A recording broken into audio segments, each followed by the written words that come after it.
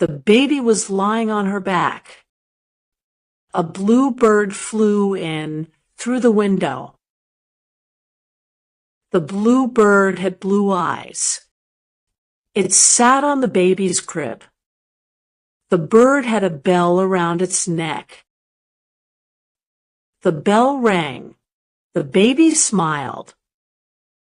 The baby reached for the bell. The bird shook its head. The bell fell off the bird's neck. It fell next to the baby. The baby picked up the bell. The baby rang the bell. Another blue bird flew in through the window.